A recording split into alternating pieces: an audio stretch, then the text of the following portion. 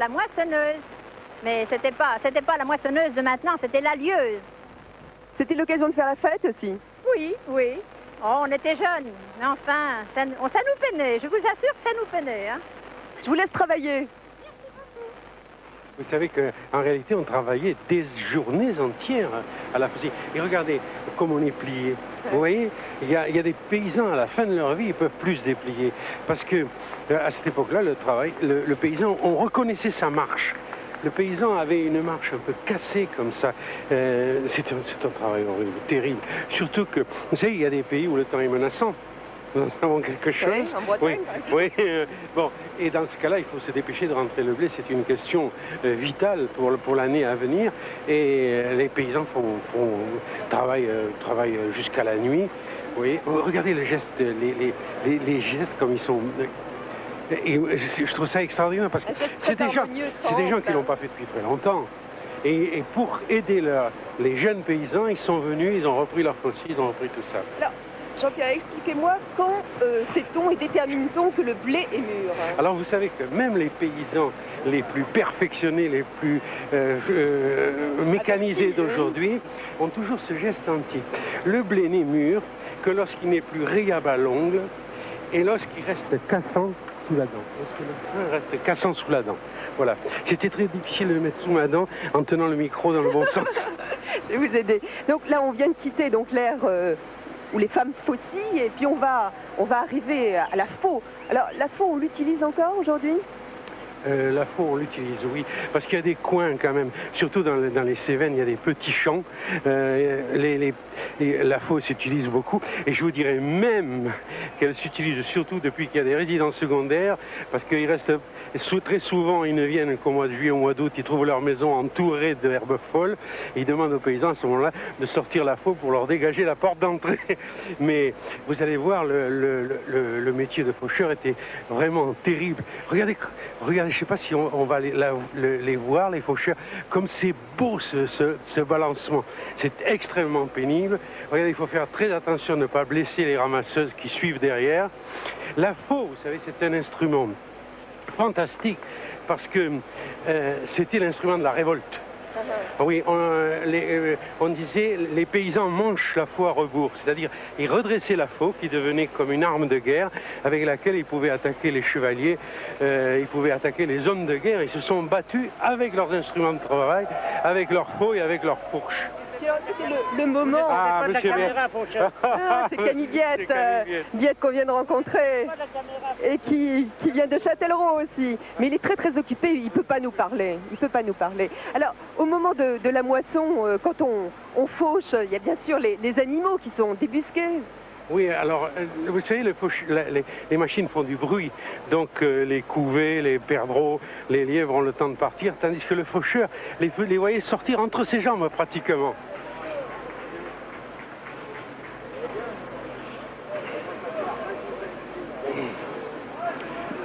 On voit ma gueule maintenant.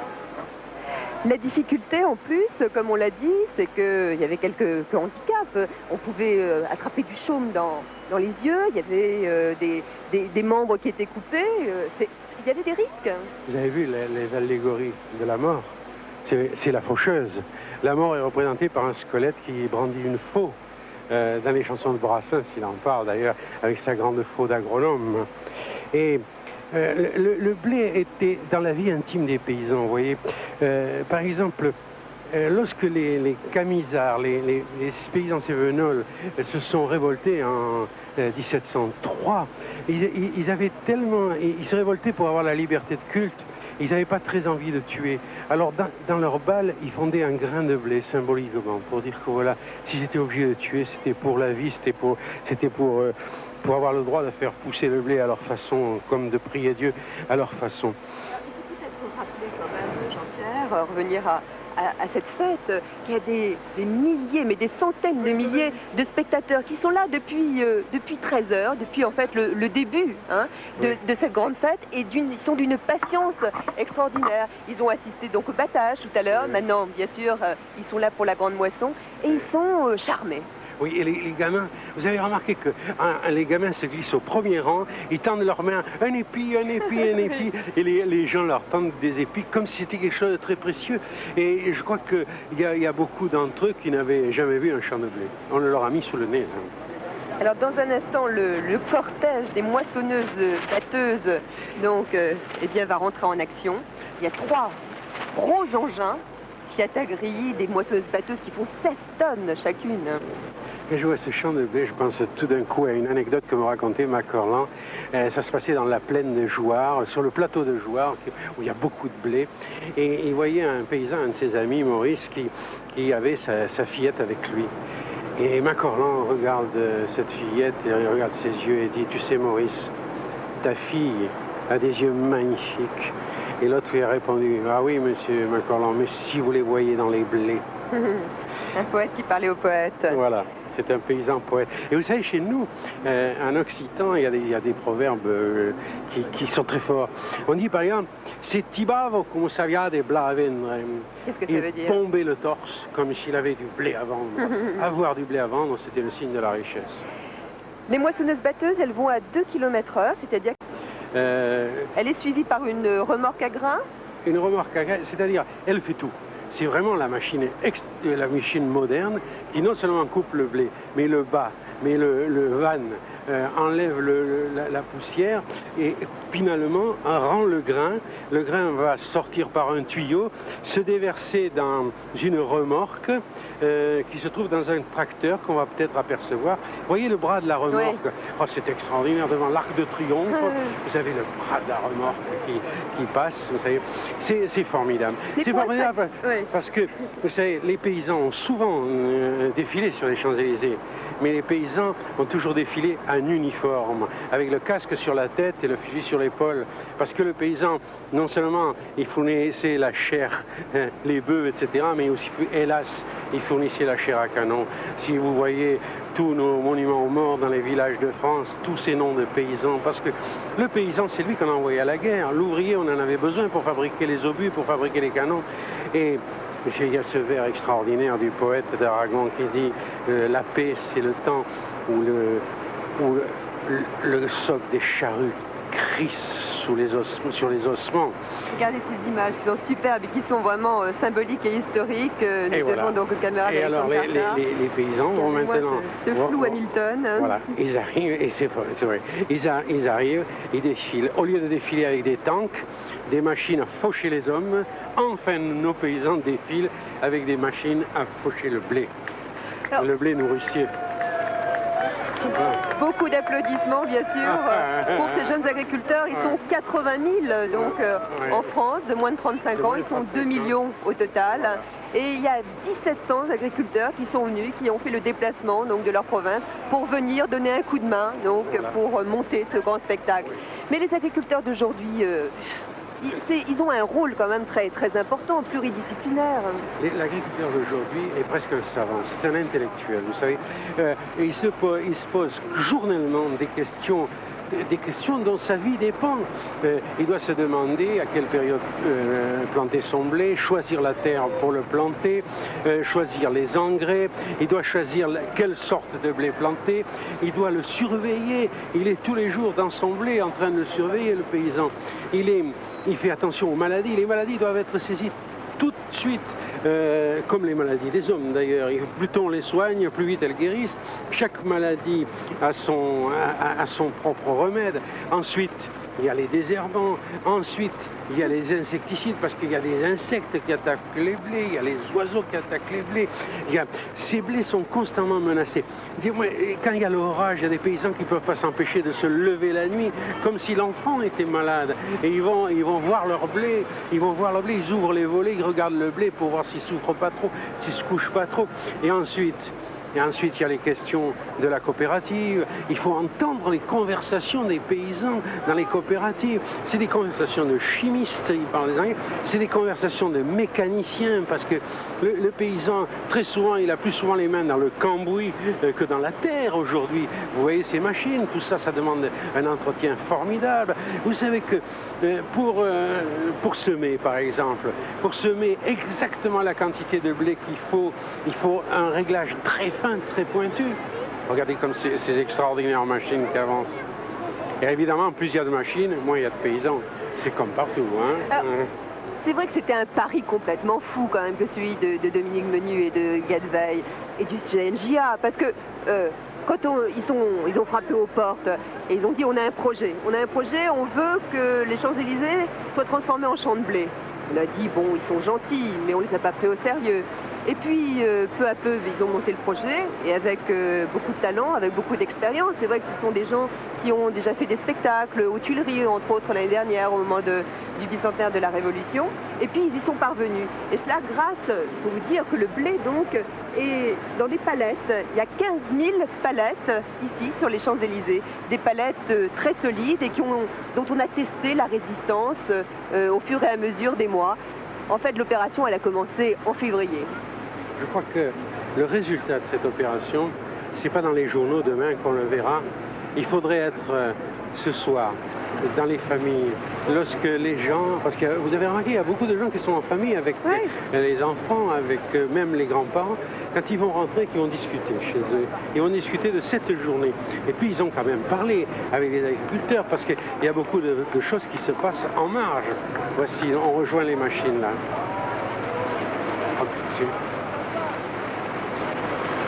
On a eu un temps formidable tout au long de cette journée.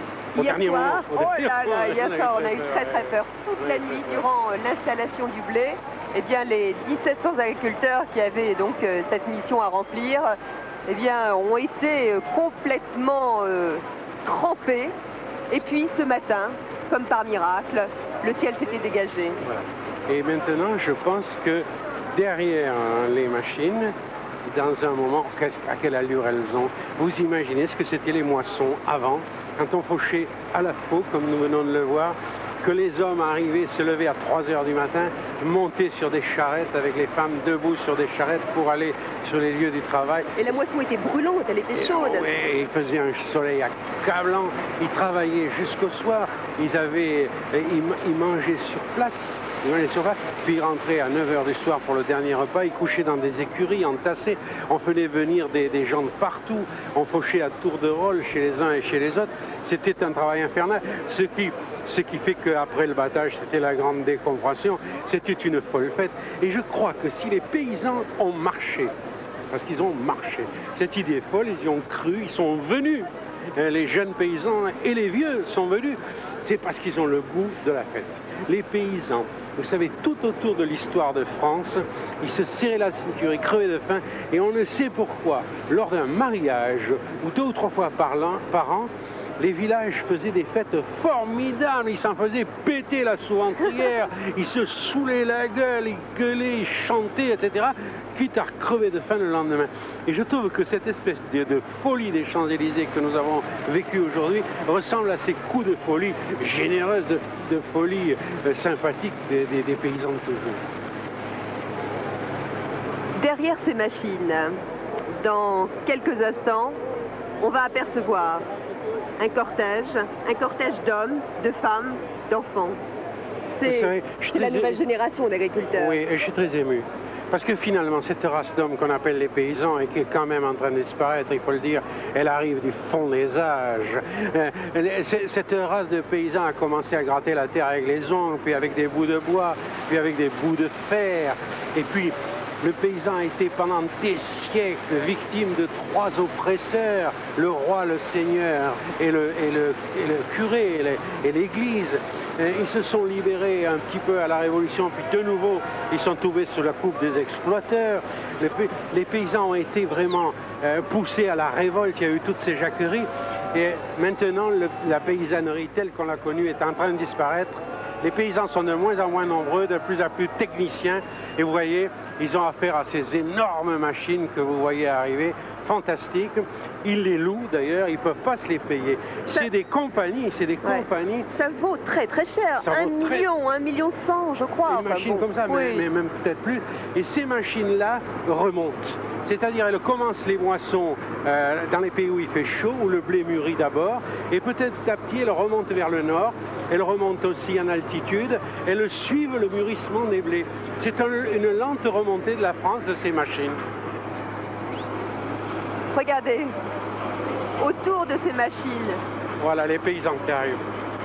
les paysans, le cortège, les spectateurs dans les allées, Ouais. ils sont fous de joie, je crois. Ouais. Il y a un enthousiasme Je crois vraiment qu'il débordant. y aura encore beaucoup de monde tard sur les Champs-Élysées parce qu'il y a beaucoup de gens qui ont envie de parler avec les paysans, qui ont envie de les voir. Ça a été d'ailleurs toute une journée de rencontres, d'échanges, de dialogues, d'explications. C'est vrai que les agriculteurs ont parfois un peu une mauvaise image auprès de l'opinion publique. Et c'était important qu'aujourd'hui, ils viennent apporter cette fête, ils viennent apporter rendre un peu hommage à la terre et à la ville. On a trop tendance à croire que le paysan est une sorte de brute rustique installé comme un seigneur sur sa terre. En réalité, il est endetté au Crédit Agricole. C'est un homme qui se pose des questions sans arrêt, qui est constamment menacé. Tout au cours de l'histoire, il a été maintenu sur le fil du rasoir, à la limite de la faillite. Maintenant, c'est toujours pareil, avec un jeu de subventions, avec un jeu d'impôts, etc. On le maintient toujours sur le fil du rasoir. Il doit toujours s'endetter pour louer ses machines, pour acheter des engrais, etc. Et pour tenir le coup. Et il tient le coup parce qu'il se bat très fort quand même. Hein. Voilà, ce cortège de près de 2000 agriculteurs. Ils sont 1700 agriculteurs français venus de toutes les provinces de France. Et ils sont 300 Européens des 12 pays de la communauté européenne à avoir accepté de participer à cette grande fête de la terre. Voilà, ils portent un épi symbolique de 2 mètres de long et ils vont le replanter, exprimant ainsi le cycle immuable de la vie.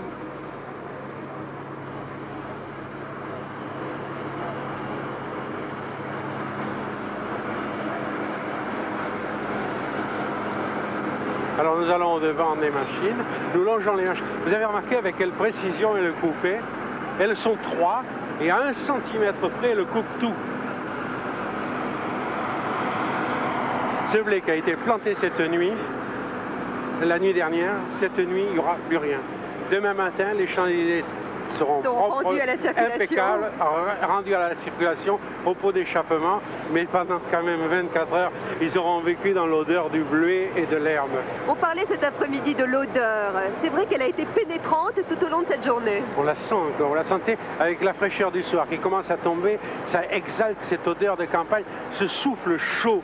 Lorsqu'on coupe le blé, là, les machines font trop de bruit, mais à la fois on l'entend très bien, le blé a un crissement presque humain et il répand une odeur encore plus forte.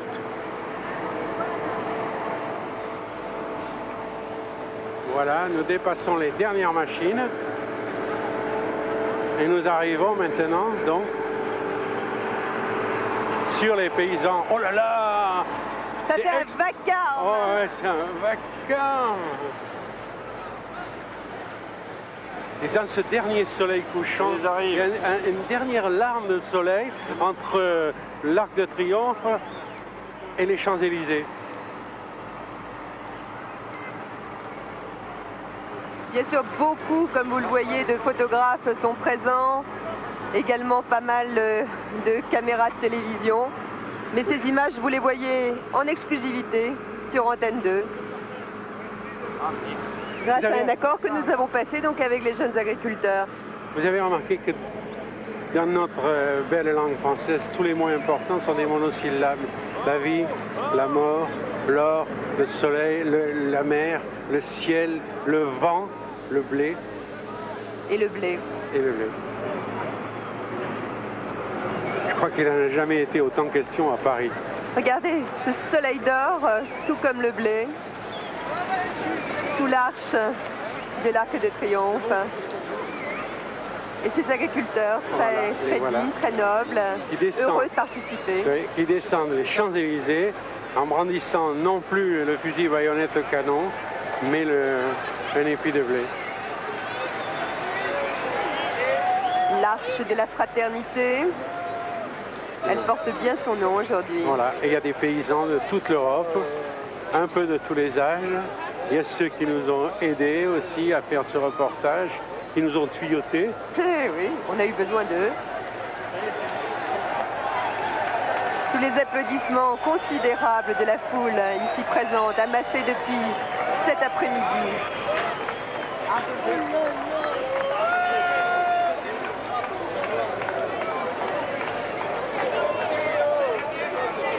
C'est une belle revanche, hein. Une belle revanche pour les agriculteurs. Je crois qu'il leur fallait ça, parce que on ne parle d'eux que pour déplorer qu'il faille s'en occuper. Je comprends très bien qu'ils aient eu envie d'occuper Paris. Occuper Paris pacifiquement, parce que vous savez, entre nous, hein, ils auraient pu venir avec tous leurs tracteurs et foutre un merdier dans la capitale, pas possible. Et qu'est-ce qu'ils font? Ils font la joie des enfants quand même. Vous entendez crier ces membres là? Ils ont choisi, c'est vrai, ils ont choisi la poésie, la sérénité, l'harmonie. Et ils sont tous venus en famille. J'ai vu quelques poussettes même sur les champs de blé. C'est incroyable parce que là, tout à l'heure, il y avait un champ de blé immense. Ouais. Et il reste ce qu'on appelle le chaume. La paille. Le chaume, c'est-à-dire le petit bout de paille quand on a coupé le blé. Voilà. Et rendez-vous compte que pour les prochaines plantations de blé, le paysan dans son champ devrait arracher ce chaume, c'est-à-dire déchaumer, ensuite labourer, ensuite fumer, ensuite semer, et ça recommence, et c'est le cycle des saisons.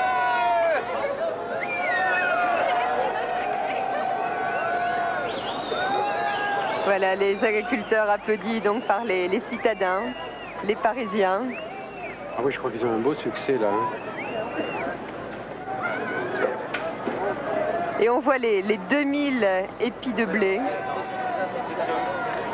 de 2 mètres de haut qui vont être ressemés par les jeunes agriculteurs.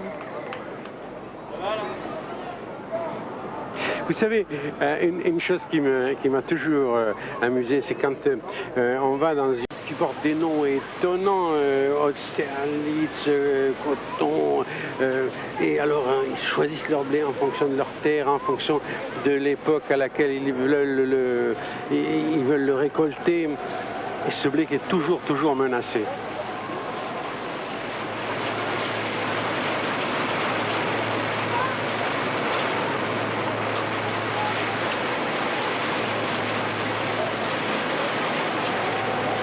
Vous savez que c'est pas d'aujourd'hui que les paysans sont méconnus, parce que même, songez que La Bruyère déjà disait, à la ville on distingue à peine le blé froment avec les seigles et l'un ou l'autre avec le méteil. Et j'aime aussi beaucoup les proverbes qui ont une connotation philosophique. Quand on dit qu'un épi de blé mûrit plutôt dans une moisson qu'isolé.